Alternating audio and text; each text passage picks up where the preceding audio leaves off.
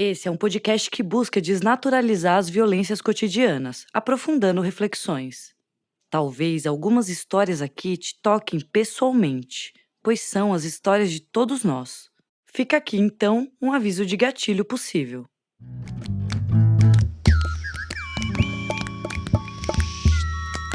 Todas as brincadeiras são de menina e de menino. Super importante afirmar isso, já que o machismo e a segregação do gênero são pontos que sustentam o abuso sexual infantil. Os jogos, os grupos e as conversas também formam a criança e o adolescente, na escola, na rua e dentro de casa. Então, como é que será que as nossas crianças estão usando o tempo livre delas? Pode não parecer, mas a resposta para essa pergunta ajuda a proteger as nossas infâncias e adolescências. Então, segue o fio. Era uma vez uma TV de tubo herdada da avó. Ela passou por muitas mudanças. Sempre a primeira coisa a entrar na casa. Já viu de tudo nessa vida. O entra e sai do corre da mãe, a ausência do pai e a curiosidade da criança, com quem passava a maior parte do tempo. A TV criou Marquinho. Assistia todos os dias o menino almoçar na frente dela. Aquele corpo que era pequeno agora ocupava cada vez mais espaço enquanto o sofá diminuía. A tela, sempre ligada no 220, evitava que o Marquinho saísse para a rua, fizesse besteira, se machucasse. Do Teletubbies ao Pikachu, pulava com ele os canais do noticiário para chegar mais rápido no Castelo Rá-Tim-Bum. Ela se apegou no menino. Sentiu muito quando as mãozinhas descobriram um fliperama engordurado do bar do seu Edson. E nunca mais mexeram no bombril das suas antenas. A tela colorida do fliperama refletiu os olhos vidrados de Marquinho, na disputa pelo joystick com Isaac, Magrão e Socó. Todos eles tinham que se equilibrar no caixote de cerveja para alcançar o jogo e fazer valer a última ficha. As horas passavam e já caíam a noite, os homens e alguns copos do bar. Isaac cutucou os amigos. Bora daqui conhecer um lugar novo. Com R$1 lá a gente joga uma hora inteirinha. Era uma casa muito engraçada, cheia de olhares, telas de parede a parede. Julinha era um ano mais velha, trabalhava ajudando na lan house da tia Cláudia. A Ju era moderna, sabia usar a rede, mas não demorou muito não para todo mundo aprender a navegar. Janelas abertas, miragens. Magrão e Socó rapidinho viraram Magrix e Sócrates, membros fundadores da comunidade Odeio Segunda-feira no Orkut. Isaac 93 copiava cifras e conversava inglês com gente que também amava música. Ninguém nem sabia que ele falava outra língua. Julinha, quer dizer, Juca 92, tinha uma mira afiada e estraçalhava qualquer usuário do Counter-Strike. Marquinho aprendeu tudo com Julinho e até ela percebeu que ele gostava daquela ideia de atirar. A bola véia, que ia de pé em pé na volta para casa depois que acabavam os trocados, um dia ficou esquecida no fundo de quintal.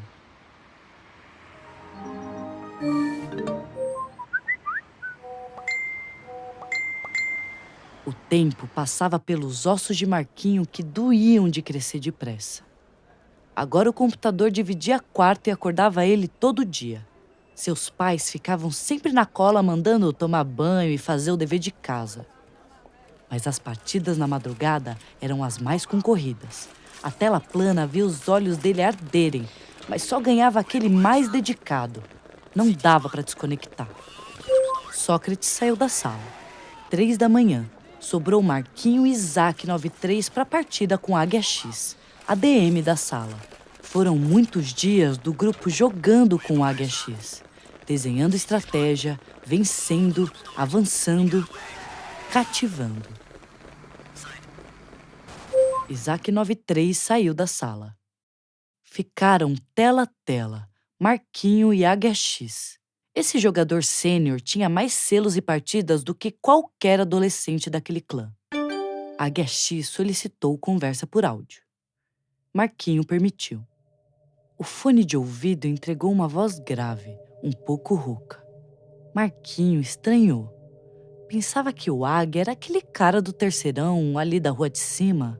Bom, mas não dava para desconectar. Águia prometeu o selo e disse que o menino podia ser um novo ADM. Só bastava mais 2 rodadas. Já eram quase 5 da manhã, logo tinha escola. Águia X solicitou conversa por vídeo. Marquinho aceitou e ficou gelado. Não acreditou no que aquela tela revelou. Mas nem de longe aquilo ali era um adolescente. Um rosto de homem feito, bem mais velho, barba por fazer e camisa preta. Marquinho se sentiu enganado e com muito medo da mãe entrar no quarto bem naquele momento. Puxou a tomada de energia, a tela apagou e os olhos se fecharam com força.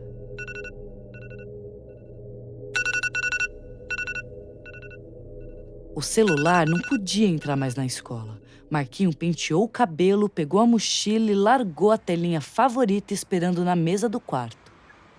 Sentado na quadra, com sono, incomodado, cabeça e barriga doendo depois daquela noite estranha. Julinha, que é sua amiga de muito tempo, percebeu, chegou junto, perguntou e insistiu. Ele enrolou, mas acabou contando tudo o que aconteceu e a menina não esperou nem ele terminar. Passei pior que você com esse daí. Chega aqui junto do grupo que a gente tá ligado. Magrão e Socó já tem até uma lista de sugestões para cuidar do maldito.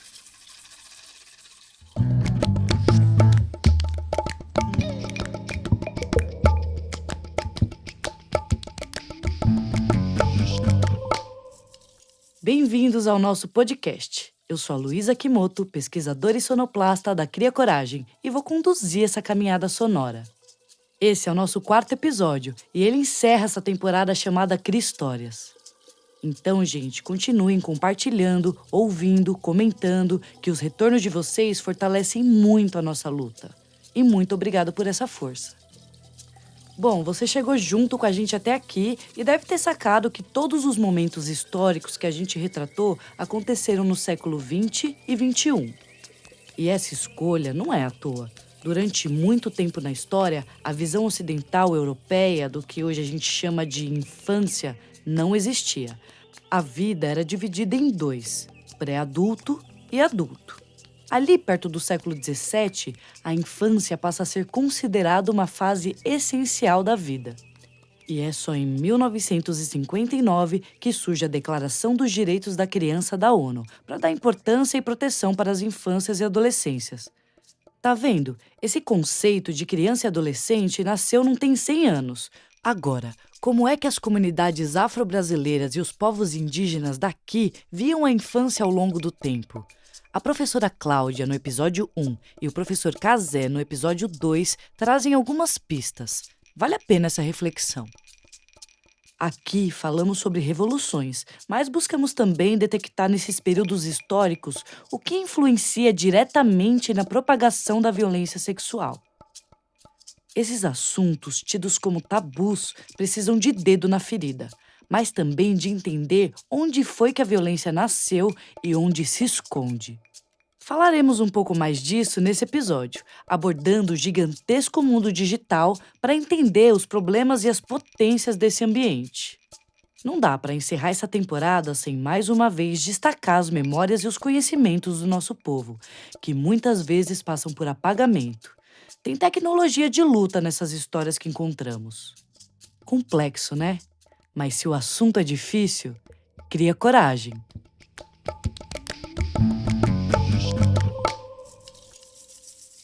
É porque eu acho que a gente tem que começar do começo, né? Pensar por que a opressão é eficiente. Tipo, por que oprimir alguém é uma coisa que a gente faz? E daí a gente vai entrar num sistema muito histórico e muito antigo de como foram os sistemas de colonização. Então, a gente herdou da nossa colonização um desejo bélico que a Europa tinha e que a gente nunca teve. Então a gente começa por aí, assim. Ah, pra quem que isso é bom? Pro europeu. Pro europeu foi ótimo. Eles colonizaram um monte de gente e ganharam vários dinheiros. É isso. Eu acho importante a gente lembrar que, assim, o racismo, ele foi criado com o capitalismo. Ele é uma coisa jovem. Não existia racismo antes da colonização. A misoginia é mais antiga. A misoginia existe faz 5.000 anos. De várias formas. E é a coisa que é menos regulada, né? A gente não tem uma lei antimachismo. Não existe. Não existe. Ah, ele foi machista comigo, deixou eu processar. Isso é um absurdo, porque é uma das coisas mais antigas que a gente tem. Mas eu acho que a nossa cultura vem se tornando cada vez mais misógina por conta do online. A pandemia mostrou isso pra gente. Quando a gente não tem contato real com outros seres humanos e só com o algoritmo, a gente é moldado pelo algoritmo e não por outros humanos. Lacan já falava isso. Nós somos o espelho daquilo que a gente vê. E qual é o espelho da internet? Ele é um espelho muito homem, muito branco, muito hétero e muito direitista. Essa é a pessoa que manda na internet. Se você mora numa comunidade qualquer que você possa sair lá fora e conversar com as pessoas, muito provavelmente não vai ser assim. Porque vai ter a pessoa trans ou a travesti que é respeitada por toda a comunidade, mesmo entre os machão, entendeu? Isso não vai acontecer online. Então, óbvio que, por exemplo, o Brasil é um dos países que mais mata transexual. E eu acho que se a gente permanece dentro de uma cultura de algoritmo, ele nunca vai deixar de ser. A gente não pode só batalhar isso fora da internet, porque as pessoas estão sendo moldadas pelos territórios digitais. Meu nome é Flávia Gazi, eu tenho 43 anos. Eu lembro quando o território digital chegou no Brasil, foi em 1996. A Flávia Gazi, além de ser uma especialista em games e discurso extremista, é também uma mulher que cresceu dentro do espaço de sociabilização do game. Ela viveu alguns dos efeitos dessa cultura de ódio contra as mulheres que só aumenta, como ela mesma disse.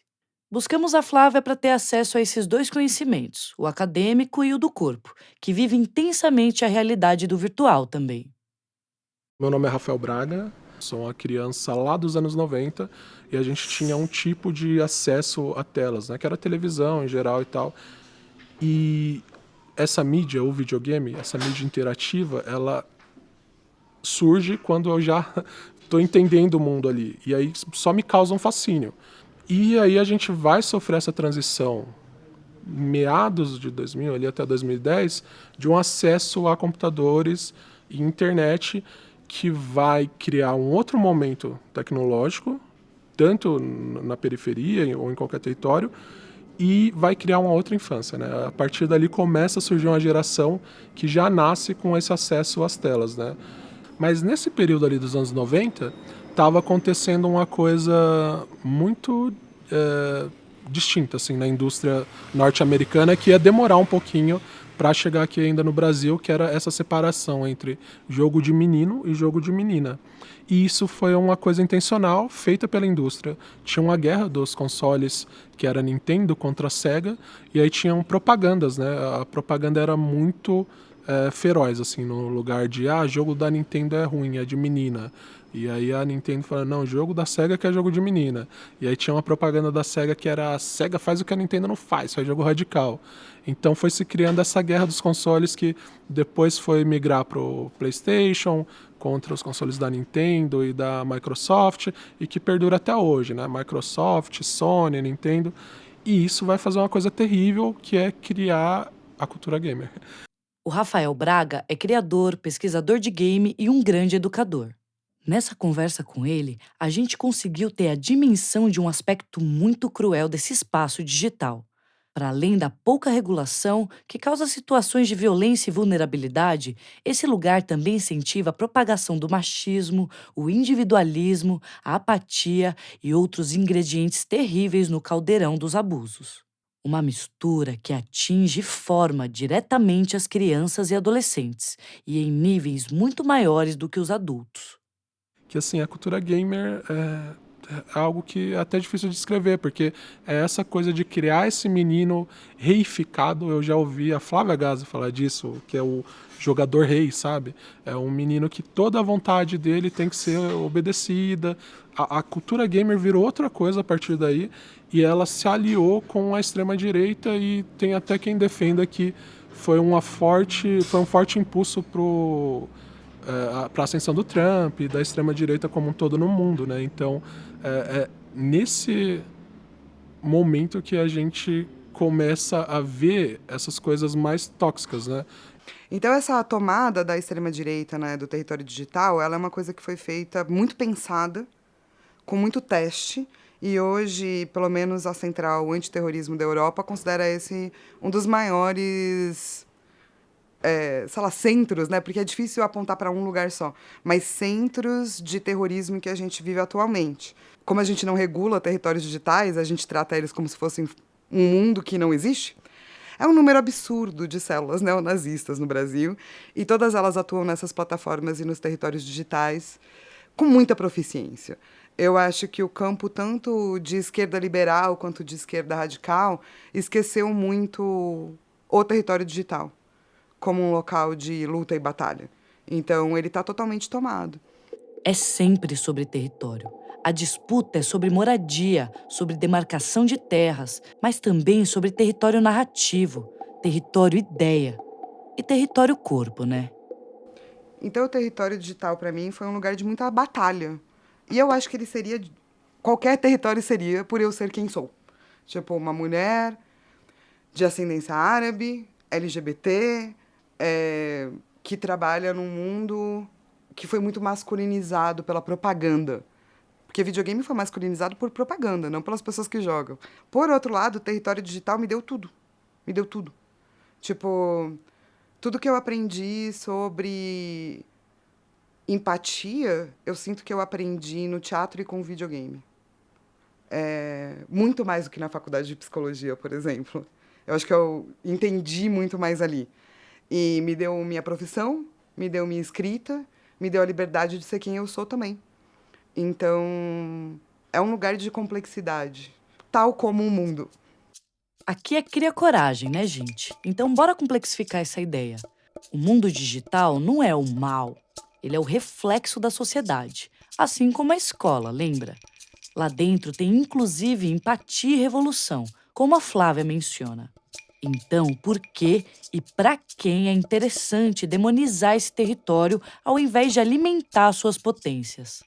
Eu acho que assim, a gente precisa muito deixar sempre o debate um pouco mais afiado para a gente não cair no erro de achar que esses espaços são sempre espaços de violência. Eu não acho que o problema é a gente falar sobre estupro. Inclusive, eu acho que é o contrário. Quanto menos a gente fala sobre violência, abuso, mais a gente perpetua esse tipo de coisa calado. Então, assim, eu acho que muitos estudiosos, eles não conhecem videogame, e quando eles vão estudar, a primeira coisa que eles pensam é um lugar de violência, é um lugar horrível. E não é. Existem games que são assim, mas eles são assim por um objetivo mercadológico, político. E eu acho que essa violência que não qualifica que tipo de violência estamos falando é problemática. Da mesma forma que, se a gente assume que toda mulher em videogame é um tipo X de mulher, isso é um problema. E eu acho que a nossa cultura esvazia o sentido da guerra, o sentido da violência e o sentido do abuso e da opressão. Isso também aparece nos territórios digitais. Mas isso é um reflexo do mundo. Isso não é dos territórios digitais. Videogame causa violência. Tem um bando de artigos desde 1950 tentando provar isso. E ninguém nunca conseguiu provar. Porque é claro que não, entendeu? É claro que não. Existe uma questão de a gente olhar para que tipo de violência e como, e isso eu concordo. Mas que uma coisa é causalidade da outra, não. Causalidade é o seguinte: em territórios onde as pessoas são pobres, existe mais violência. Isso é causalidade. Videogame deixar você doidinho não é causalidade. Isso é uma correlação. Pessoas mais violentas tendem a gostar de livros mais violentos, filmes, séries, games mais violentos. Com toda essa propaganda que tornou videogame coisa de menino, o mundo dos games foi ficando pior e mais agressivo. Existem muitos relatos de linchamento virtual e humilhação envolvendo as meninas que jogam. Mas, como sempre, elas, as pessoas LGBTQIAP+, pretas, indígenas, acabaram também se tornando grupos de resistência dentro desse universo. O virtual é um forte espaço de socialização de todos, não só dos garotos. E aí tem uma coisa que eu acho que é importante falar também, que normalmente as mulheres não costumam abrir muito o microfone no jogo, porque é um ambiente um pouco tóxico para elas também. Sempre vai ter um babacão que vai chegar e vai falar: o que você tá fazendo? Mulher não é pra jogar, mulher tem que estar lavando louça. Nossa, sim, 2025 Sim. vai rolar isso. Lógico que os jovens são especialistas nesse tema. Esse relato acima é do João, estudante de 16 anos de matemática na ETEC. E adivinha para qual pedaço do território digital as garotas foram jogadas? Para as redes sociais. Pesquisas recentes mostram que as meninas e mulheres são mais atraídas por esse espaço. Passam mais tempo ali e têm sua saúde mental mais afetada do que os homens e meninos. Dá para ver essa pesquisa lá na nossa bibliografia. A Mirelle, estudante do ensino médio, faz uma análise precisa sobre a experiência dela nas mídias sociais. Que muitas das vezes você entrava nas redes sociais, começava muito com o Facebook, que era o principal naquela época. Você entrava e você via uma pessoa, uma mulher que na sua cabeça ela era a pessoa mais perfeita para você. Ela era uma mulher branca, os cabelos loiros, lisos e dos olhos azuis e o sorriso perfeito. E aí você começava a se comparar com aquela mulher. Você olha, aí você fala, caramba, eu quero ser assim, eu quero ser assim, eu quero... Nossa, mano, tem cirurgia, eu quero deixar meu olho azul, quero deixar meu olho verde, vou pintar meu cabelo. Aí começa, você não consegue entender a sua própria identidade. Você pode falar um pouco da sua identidade? Porque como a pessoa que está escutando não está te vendo, para ela entender essa situação que você está narrando. Qual é a sua identidade? Como é que você é? Uma mulher preta, do cabelo cacheado, muito cheio e os dentes separados. Putz, extremamente magra.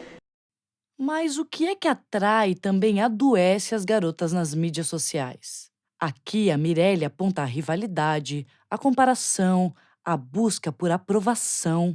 Parece até um método novo para um treinamento que a gente sempre recebeu. E é nesse espaço que as garotas cada vez mais novas convivem. Saca a crueldade dessa lógica? Acho que eu até tenho Facebook, devo ter entrado umas 3 vezes no máximo. Tenho Instagram, não posto muita coisa. TikTok eu consegui sempre ficar bem afastado do TikTok, porque eu sei que é uma coisa que consome muito, esses vídeos curtos. Eu tento sempre ficar o mais longe possível. Ultimamente eu tenho ficado bastante tempo na tela, mas eu acho que eu até prefiro sair de casa, jogar bola com um amigo, ir em alguma festa. Só que é fácil, né? É um conteúdo rápido, você vai lá, senta, fica no seu conforto. Eu acho que é por isso que a galera mais jovem tá tão presa na tela, né? Porque é algo muito fácil que gera muito entretenimento. O episódio 3 do nosso podcast discute proposta de uma educação que forma para crítica, para reflexão, para a vida. Agora, uma educação maçante, que só prepara para o trabalho precarizado, somada com esse tempo livre que não fomenta o pensamento e nem a convivência. Perigoso, né? Meu nome é Ana Lúcia Sperking, eu sou psicóloga, doutora em saúde mental. Que valores essa sociedade digital está tendo que não é repensado e não é incentivado a mudar? Tem até um termo que se chama FOMO, Fear of Missing Out, onde é o medo que o jovem tem de se sentir de fora, se sentir excluído dos contextos. Então, eles parecem que têm que entrar naquele contexto onde todo mundo malha, todo mundo tem um corpo perfeito, justamente nessas pessoas que têm baixa autoestima, não construíram isso na sua formação, eles são muito vulneráveis a se sentirem excluídos fora daquele contexto. E as redes sociais ficam propagando um modelo padrão de ideal a ser seguido, onde o modelo padrão ideal a ser seguido é o modelo da diversidade humana. Todos nós somos diferentes, todos nós temos as nossas características pessoais muito louváveis. Então, é uma sociedade realmente muito maluca, né? E muito, para não dizer outras coisas, que estão incutindo esse modo de ver nos jovens. Isso precisa ser mudado urgentemente, porque tem que ter uma sociedade com qualidade de coisas para que esses jovens possam evoluir e crescer de uma maneira muito melhor do que vendo esse tipo de coisa fluida, rápida. Autoestima, palavra fundamental na nossa luta contra a violência sexual. Nesses anos de pesquisa aqui na Cria Coragem, esse conceito é um dos que mais aparecem nos grupos de mães e conversas com os especialistas. Uma criança com autoestima sabe defender o seu corpo, dizer não toca no meu cabelo e nem em outro lugar, sair gritando por aí se necessário. Criança com autoestima em dia é ser pensante, é ser crítico, e essa combinação afasta os abusos e a violência. As dependências, elas agem no cérebro no mesmo setor de recompensa, tanto álcool quanto drogas, quanto tecnologias. Então, por exemplo, no uso de álcool, a gente recomenda que a pessoa não use mais o álcool, evite, né, usar o álcool definitivamente. Nas drogas, a mesma coisa, mas na tecnologia não tem como, porque o mundo está digitalizado. Para tudo, você necessita de uso de tecnologia. Então, você tem que aprender, literalmente, a fazer um uso consciente. O que eu tenho feito é trabalhar muito com a conversa. A gente tem que conversar muito, e não só com os jovens, com os pais, né, com a família, né, para tentar se fazer entender que mesmo sua casa não é um território seguro, né? Então, existe o território da sua casa, existe o território digital da sua casa. O que acontece dentro do quarto, com a sua filha, com o celular na mão, quem está falando com ela? Se você não sabe essas coisas, é a mesma coisa de você deixar a criança na rua, né? A Polícia Civil vai enviar um ofício à plataforma TikTok pela morte de uma menina de 8 anos no Distrito Federal. Sara Raíssa Pereira morreu depois de participar do desafio do desodorante que circula na rede social. 2 meninas de 8 e 11 anos faleceram recentemente depois de tentar esse desafio do desodorante. Teve uma fala do pai de uma delas que pegou muito a gente. Ele achava que o perigo estava na rua, que a filha dele estava segura dentro de casa. E foi justamente dentro do próprio quarto que ela morreu. A gente até já falou sobre isso no episódio 2 aqui do podcast, sobre o momento que a rua começa a ser demonizada, fazendo com que as crianças percam acesso ao espaço público ali na frente de casa. Acesso às brincadeiras, ao encontro entre as gerações e ao formato de comunidade, onde as crianças são responsabilidade de todos. Então, a gente tem cuidadores muito pouco preparados para entender os perigos e os limites do online e para conversar sobre isso com as crianças e adolescentes. Trancar as crianças dentro de casa nunca foi uma boa solução, e tirar elas do mundo digital também não é. O que a gente incentiva aqui é que os cuidadores e os tutores se informem, se eduquem sobre o território digital e que tenham um diálogo aberto e sensível sobre isso com as crianças e adolescentes. Meu nome é Jorge, sou investigador de polícia no interior de São Paulo, da Polícia Civil, atuo na unidade de inteligência e estamos aí há 10 anos com combate ao abuso infantil, não só no estado de São Paulo, como também no Brasil todo. Desde quando a gente começou a fazer grandes investidas na Deep Web, investigações, operações, houve uma imigração muito grande para as plataformas TikTok e Quai. E o que acontece? Por quê? São plataformas que dificultam muito o trabalho da polícia. E para essas pessoas, esses abusadores, eles acharam uma forma de fácil acesso, de fácil contato com essas crianças. Porque eles vão e sugerem danças, né?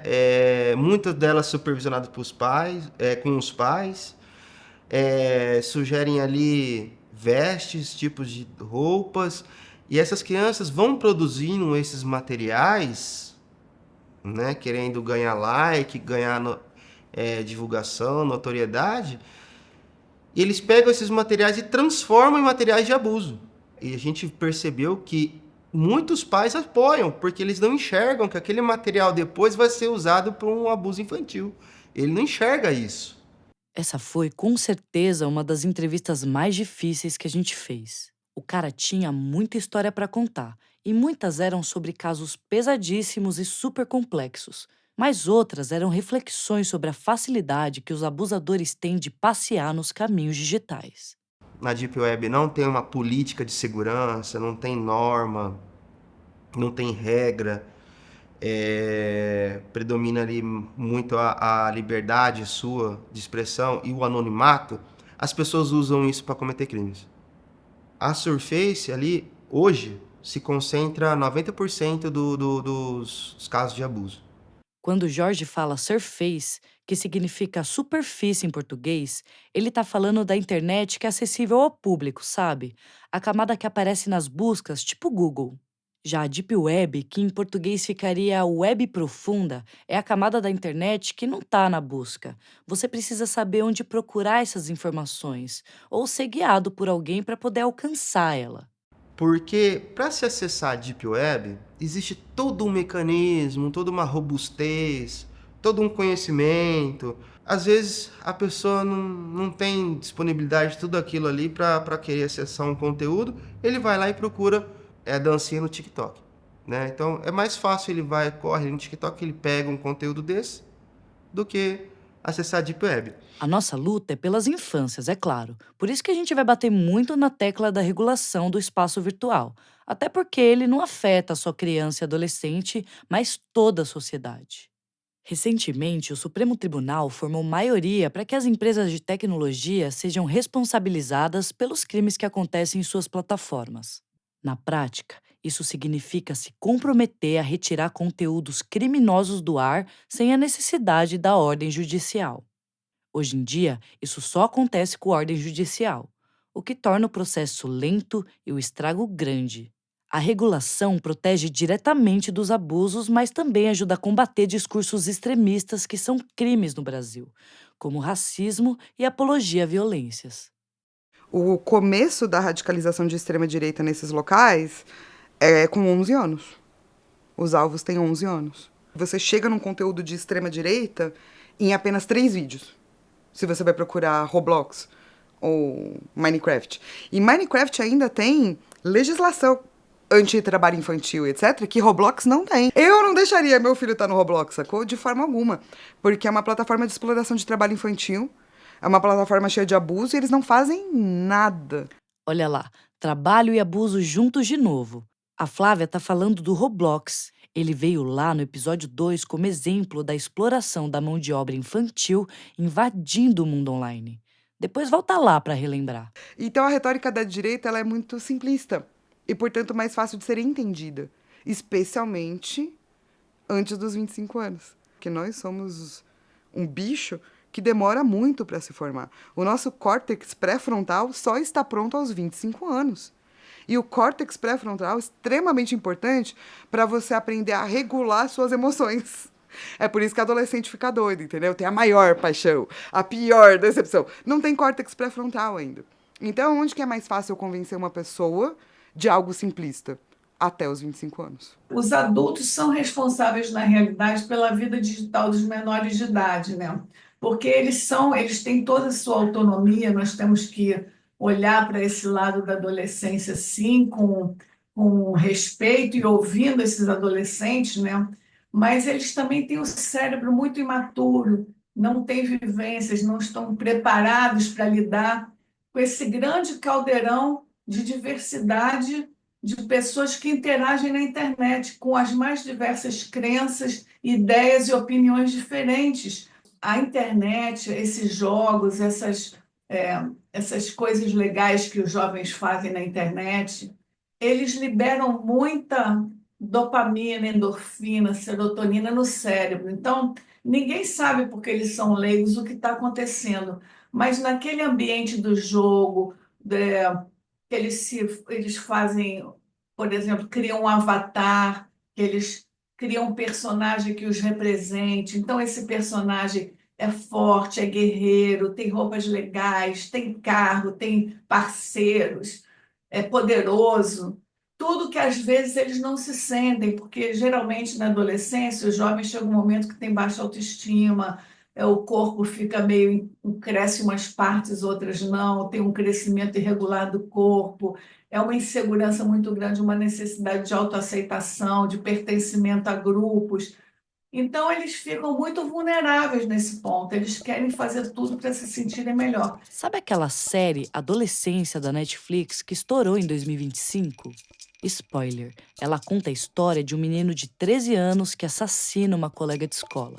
O ponto-chave da série é tentar entender o porquê que ele fez o que fez. A resposta é basicamente o que a Ana contou pra gente agora há pouco. Baixa autoestima, ele se acha horrível. dificuldade de autoaceitação, ele sofre bullying. E vontade de pertencer, ele quer ser popular. Isso faz com que o protagonista se torne alvo muito fácil para os grupos masculinistas que querem doutrinar meninos pré-adolescentes. A história do Rafa Braga, que a gente vai ouvir aqui agora, ajuda a entender que não é de hoje que a cooptação online por parte de grupos extremistas existe.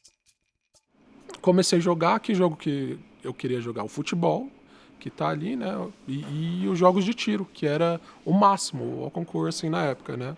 Então eu com o computador comecei a ficar próximo desses jogos, Counter-Strike, jogos de tiro, e ser sociabilizado com essa linguagem que tinha. Então, assim, eu não vou mentir, eu era um jovem tóxico também. Então, se você tinha uma mulher no chat ali que tá jogando, você vai xingar, sai daqui porque você é péssima. Mas pra mim era a mesma coisa que a gente tinha na rua. Era um bando de menino trocando essa socialização tosca. Até o momento, olha só como isso é bem maluco, assim. Tô ali de madrugada, tinha esse clã, tinha várias pessoas do Brasil inteiro, e tinha um cara específico lá que era do Paraná, que era o dono. E ele fazia um trabalho muito massa de ir atrás de perfis, quem jogava melhor e tal, e ele fazia o time, é como se fosse um técnico, né? E tô ali de madrugada, esse server foi ficando mais vazio, até que um momento ficou eu e ele, né? E aí esse cara começou, e aí, Rafael, de onde você é? Não, sou de Santo André e tal.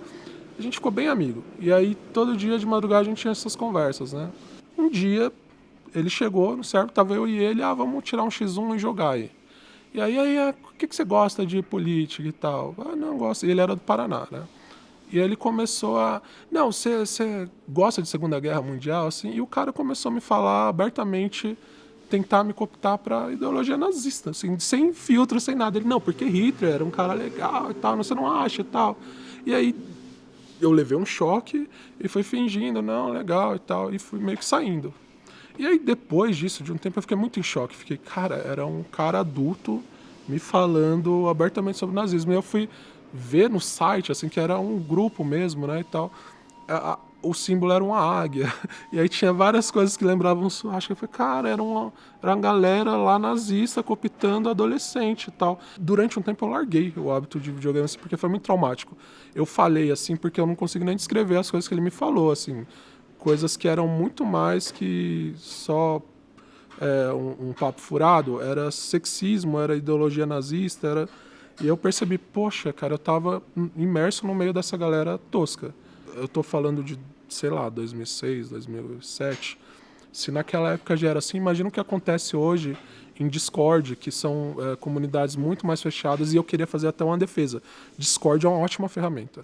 Tenho vários grupos de Discord profissionalmente, que são comunidades legais, mas ali dentro existe um submundo que a gente está vendo notícias aparecerem que não deve acontecer, mas a gente sabe que acontece coisa daí para pior, né? Então, violência. O Discord é uma plataforma de comunicação digital criada lá em 2015 com um foco em gamers, feita para que eles pudessem conversar enquanto jogavam online. Essa rede é permitida só para maiores de 13 anos e ficou super popular entre os adolescentes. Mas ela acabou tendo seu objetivo inicial bem deturpado, já que hoje em dia ela tem sido utilizada para estimular crimes contra menores. O Rafa Braga é uma pessoa adulta, que mesmo naquela época teve o entendimento do que estava acontecendo naquela sala com aquele homem mais velho. Muitas crianças e adolescentes podem passar mais tempo sem perceber que é uma cilada. Ouve a Mirelle falando sobre isso.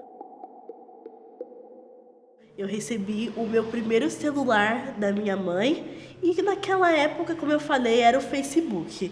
E aí eu já fui correndo, eu nem liguei pro WhatsApp, já fui baixar meu Facebook para colocar ali o meu e-mail. Caramba, minha primeira rede social, assim, vou fazer vários amigos no Facebook.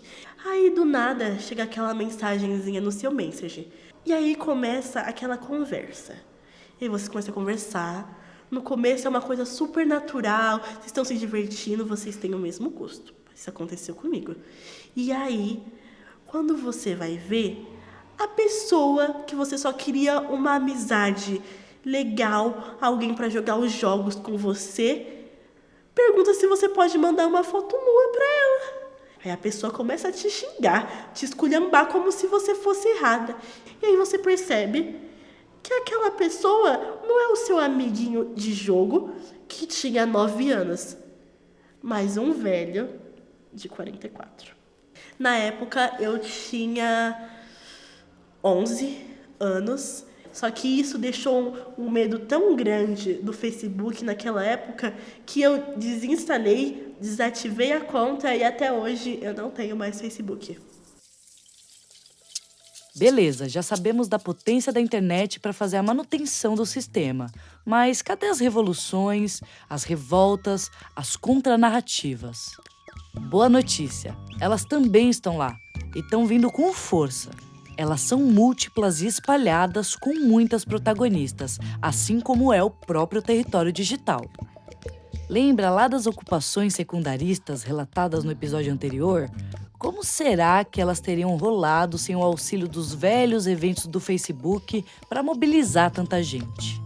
O caráter ativista estava presente desde os primórdios da internet, inclusive para garantir que o mundo digital fosse um espaço aberto e livre. As revoluções online não são só de narrativa, são também de formatos. E se tem uma coisa que a gente aqui da CRI é bom, é samplear e hackear as histórias brasileiras. Então foi se criando uma cultura onde a gente meio que hackeia o sistema mesmo, né? A gente vai construindo a nossa cultura digital de uma forma totalmente diferente.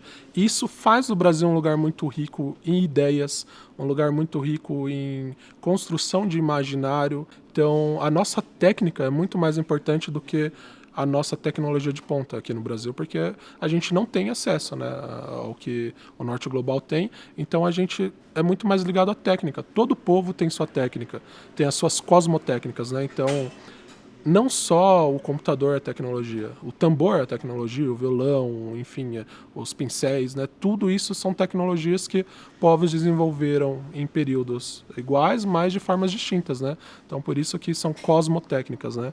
Mas eu acho que essa individualização dos fatos, ela vem do nosso sistema capitalista.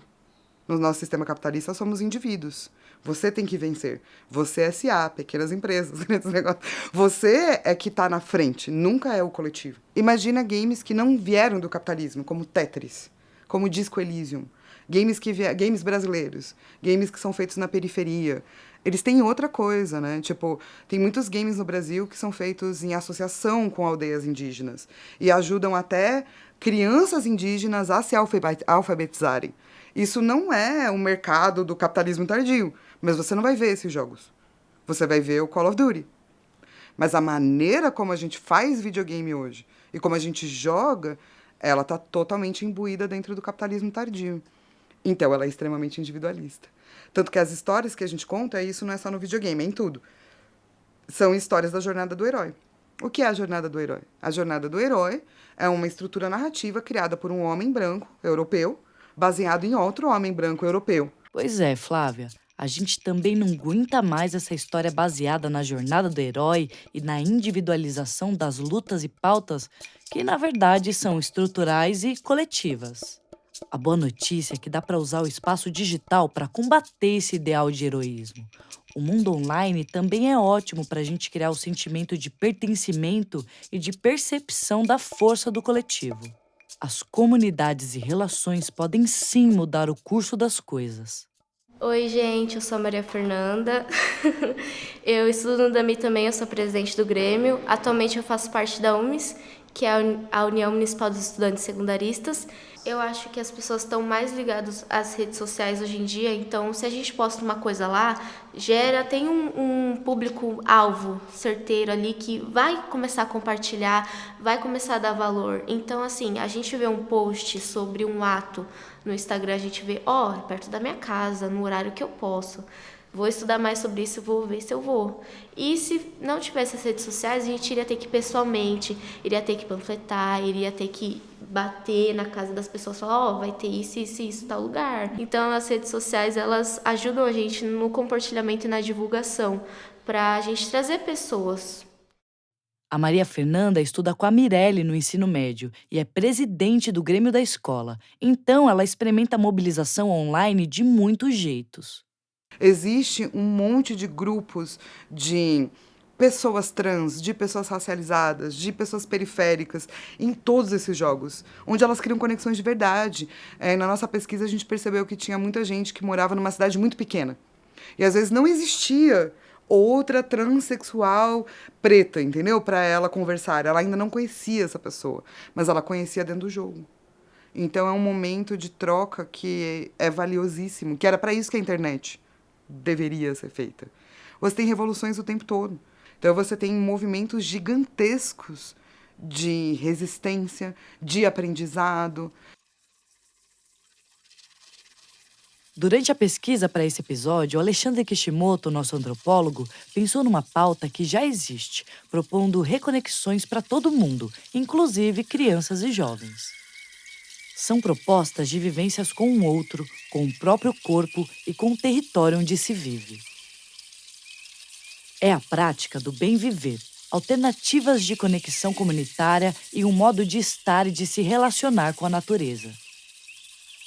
Fomos buscar quem entende disso. A Juliana Gonçalves ajuda a aprofundar aqui alguns conceitos na prática.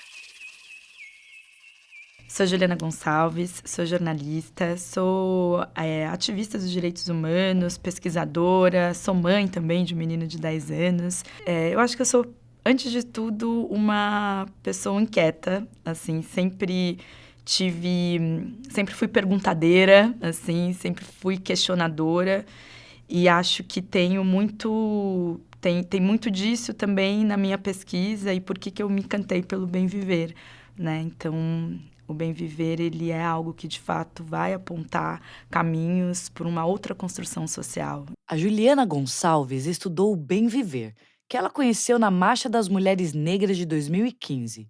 Como jornalista, ela se aprofundou nesse conceito ensinado por mulheres andinas e juntou a escuta e a interpretação de mulheres negras indígenas brasileiras. Esse manual de sobrevivência que ela apresenta traz ferramentas mapeadas pelo feminismo negro e por valores e filosofias afro-brasileiras. Eu acho que o início mesmo é a gente entender esse bem viver como uma possibilidade de criar outros imaginários e imaginários que vão criar outros mundos. Então, da gente realmente questionar as coisas como estão postas, né? Todas elas, desde a estrutura da sociedade até a quem se beneficia o racismo, a quem se beneficia o patriarcado. Mas quando eu estudo a produção e entendo o que significa esse bem viver, ele se resume a alguns pilares, né? Então, um é, de fato, essa noção do coletivo e da comunidade.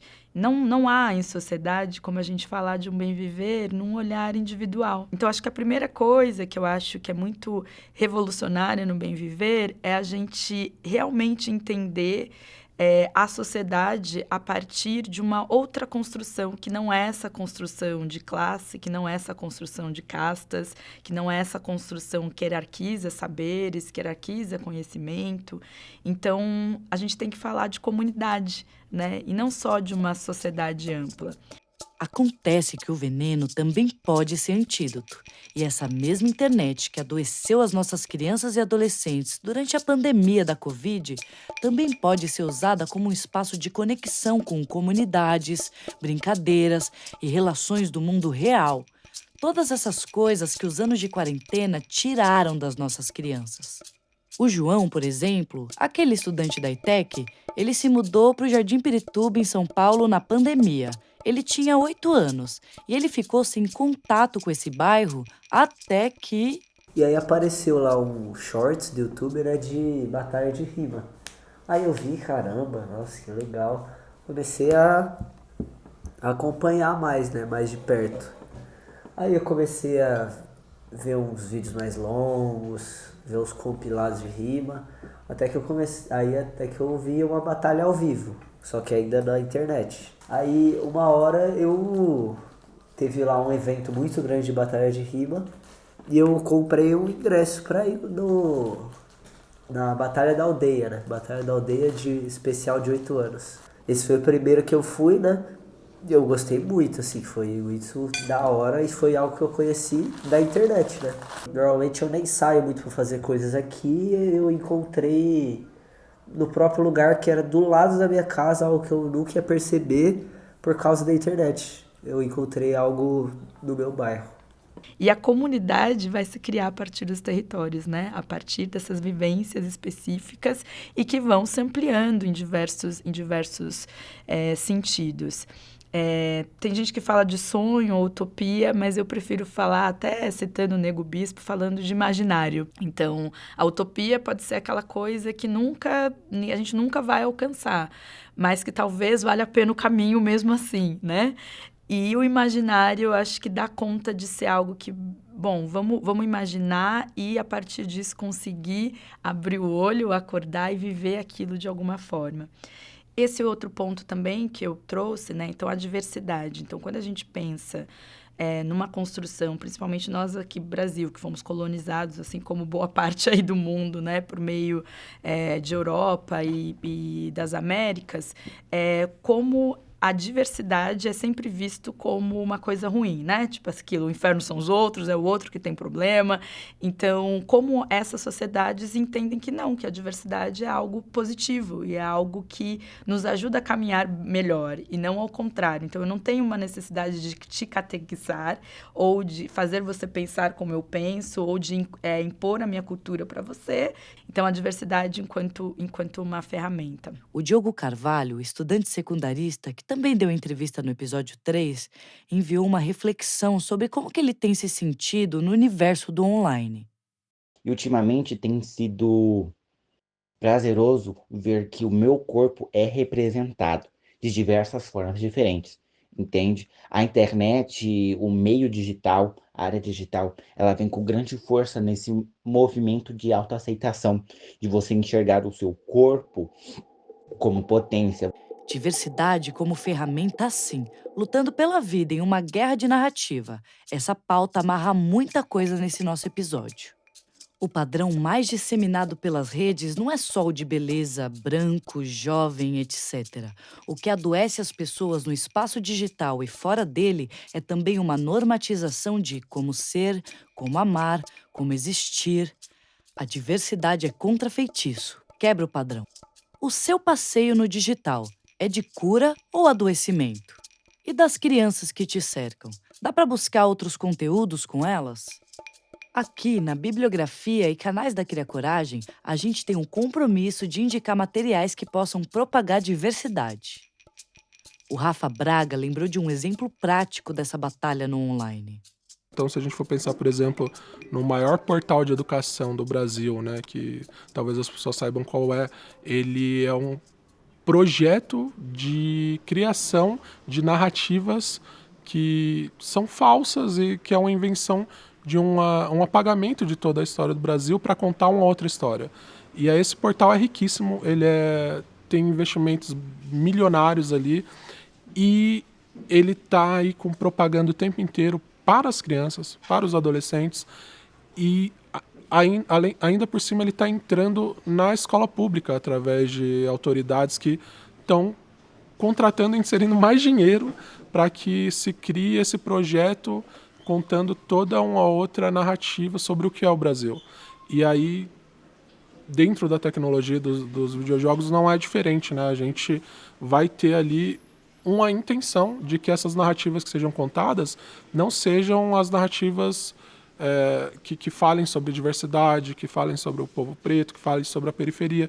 Eles querem contar uma outra história, né? Então, a indústria é um pouco sobre isso, é sobre criar esse imaginário para que no futuro não se veja essa possibilidade de certos corpos estarem ali em destaque, estarem nas narrativas, né? Aí quando eu penso nessa questão da diversidade, assim, eu acho que tem algo muito subjetivo que é colocado até num ponto inconsciente, que é esse auto-ódio, né? Que muitas pessoas racializadas têm, que muitas vezes contra si, contra a sua... Que, óbvio, não é culpabilizando essas pessoas, isso já é um fruto, né? Já é a resposta, né? De tanta violência, mas o quanto foi importante para mim positivar cada vez mais a existência do meu filho para ele mesmo, né? E às vezes ele fala, mãe, mas assim, ali na raiz meu cabelo é liso. Eu falo, não, filho, seu cabelo é crespo e é bonito e é bom que ele seja crespo. Como se você postasse uma foto no seu Instagram e você só recebesse 12 curtidas, você começasse a ficar mal. Mas, mano, pensa você tá ali com seus amigos e aí chega 12 pessoas na sua frente e fala, caramba, seu cabelo tá muito foda. E aí você percebe, mano, o que são 12 curtidas para 12 pessoas que tá te elogiando ali na sua frente? Mano, a pessoa te achou bonita, ela gostou do seu conteúdo, você é foda pra caramba pra ela, ela vai e te elogia. Aí eu percebo que muitas das vezes a tecnologia ela pode ajudar a gente de diversas formas, mas ela também tá ali para te destruir.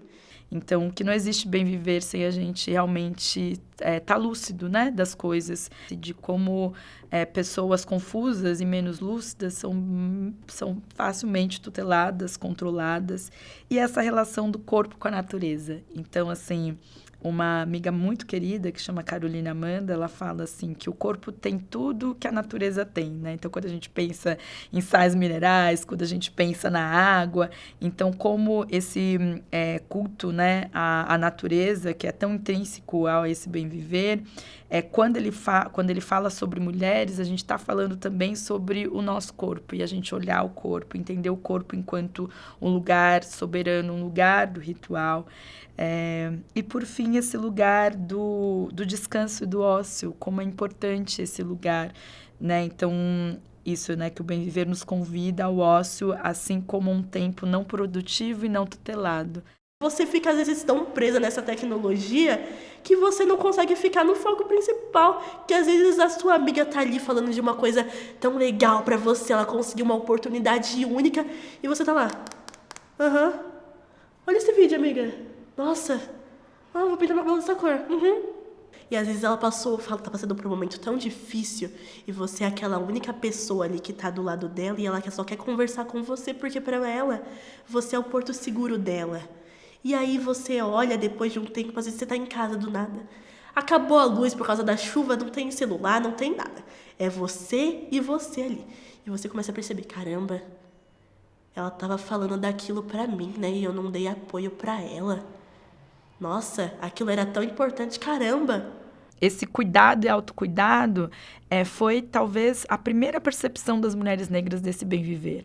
Não foi o capitalismo, não foi ser contrassistêmico, não foi imaginar outros mundos, foi o como mulheres racializadas, vilipendiadas de direitos, entenderam que se cuidar, estarem bem, era muito necessário para que elas tivessem disposição física, mental e espiritual para construir outros imaginários. Não existe solução nenhuma sem corpo forte, protegido e com possibilidade de felicidade. Cria Coragem sempre acreditou nisso, para crianças, adolescentes e adultos. A gente nunca deixaria essa temporada acabar sem perspectiva, sem proposta de melhora. A nossa luta tem horizonte, gente. Rumo para o mundo com cura. Como as comunidades tradicionais lidam com as pessoas doentes, né? Não é apartando elas, o problema é seu, você que está aí com a sua questão, vai lá. Não, né? São rituais coletivos que vão fazer com que aquela ferida que está naquela pessoa agora, mas amanhã pode estar nela, que aquilo não se expanda, né? Então, é trazer o coletivo como esse lugar também, que é um lugar da cura. E, por fim, terminando, como o Bem Viver nos ensina a cuidar do que entra, né? Então, assim, do nosso alimento, de conseguir pensar realmente o quanto hoje faz parte do projeto de morte de muitas populações, essa questão do alimento industrializado, né? Assim como o genocídio, né? Então, a morte, o encarceramento, a comida também é um ponto que nos mata, né?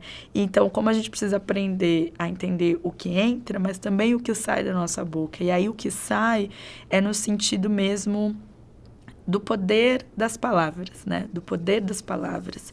O poder das palavras no nosso tempo está fortemente conectada com a nossa presença online. Mas será que a gente se dá conta disso?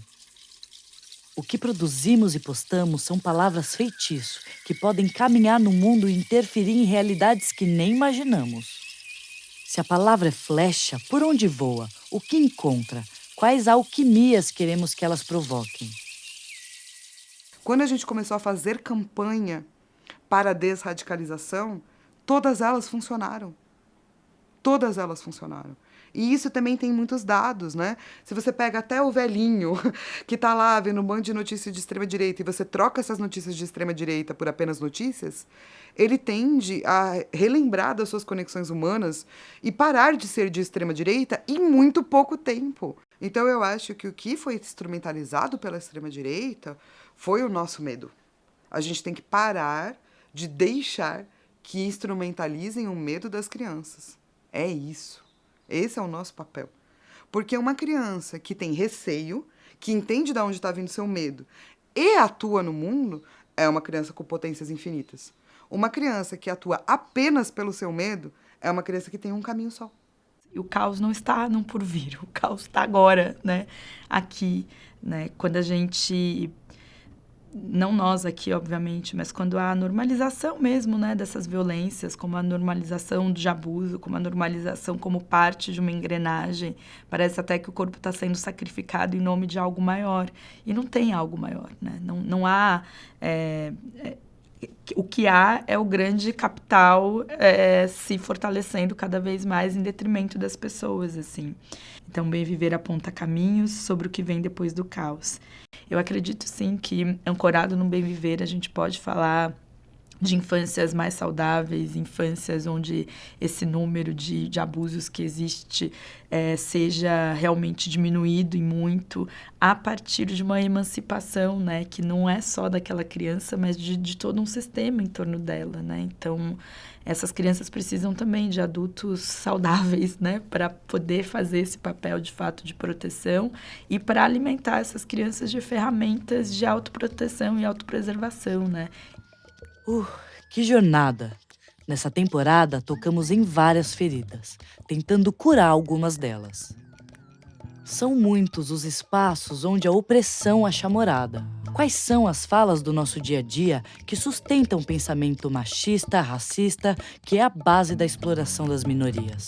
Aquela famosa frase, né? Criança não tem que querer. É praticamente um resumão de como a nossa sociedade ainda vê as infâncias. Seres que devem ser mandados, controlados e moldados de acordo com o que o responsável deseja, o que ajuda e muito a perpetuar uma série de abusos. Por um lado, porque a fala de criança quando denuncia um abuso muitas vezes não é ouvida. Por outro, porque muitas crianças são doutrinadas para acreditar que abuso é normal, inevitável e mais cruel ainda, que é algo que está associado a amor e carinho. Comunidade, autoestima, formas de viver e de se relacionar com o outro, aprendizados do corpo e da mente, coletivos, revoluções. Esses são os temas centrais que a temporada Cria Histórias trouxe e buscou expandir. A temporada terminou, mas as reflexões seguem firmes e fortes. O medo gera controle e é contra essa estratégia que lutamos também.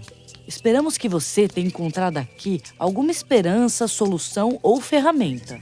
Então, segue a gente para continuar defendendo as infâncias e adolescências sem tabu, sempre com informação verificada e argumento de qualidade. E se o assunto é difícil, cria coragem.